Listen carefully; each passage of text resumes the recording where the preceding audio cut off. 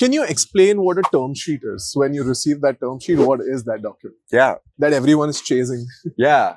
So a term sheet is a simple agreement for future equity. This is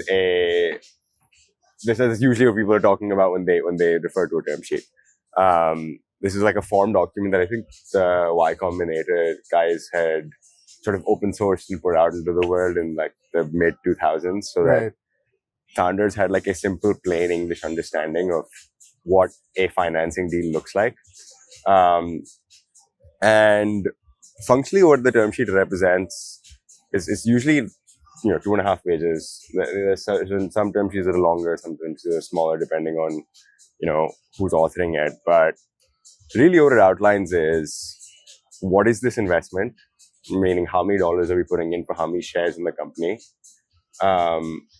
how much, like what broad provisions do we have around guarantees do we need around the the construction of the business, which is to say how much you're going to dilute in the future, how much you're going to like how much is our protection, how much is our ownership going to be protected in XYZ circumstances, what are our restrictions on selling our position or potentially moving it around, and you have broad specifications around the token warrant sometimes in there in the language, which is what percentage of tokens should be allocated for the community, what percentage of tokens should be allocated for the team, how do you define what's called a employee stock option pool or ESOP, which is what percentage of tokens are you going to keep sort of locked up such that when you need to incentivize new talent to come into the business, you can tap into that pool and make sure that you're able to really compensate your team members with ownership in the business. So there's a broad set of these terms.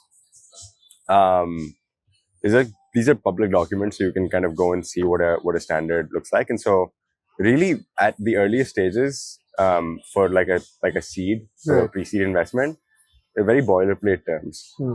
For an A or a B, it becomes a little more complicated because there's existing financing, and you need to like sort of reference how much dilution has been taken on, how much dilution you're adding to existing investors, what that means in terms of the equity and to quote unquote token conversion.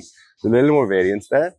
But yeah, it's basically just a document that outlines the broad strokes of the deal, which once it's signed, our lawyers go on and draft, specifically what is this equity. There's like more complicated docs that come on the line, but that's sort of a broad strokes agreement.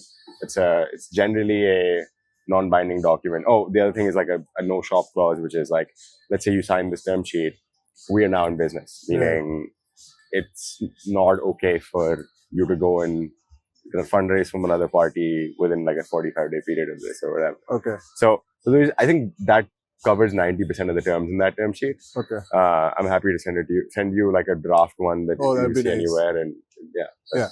Awesome.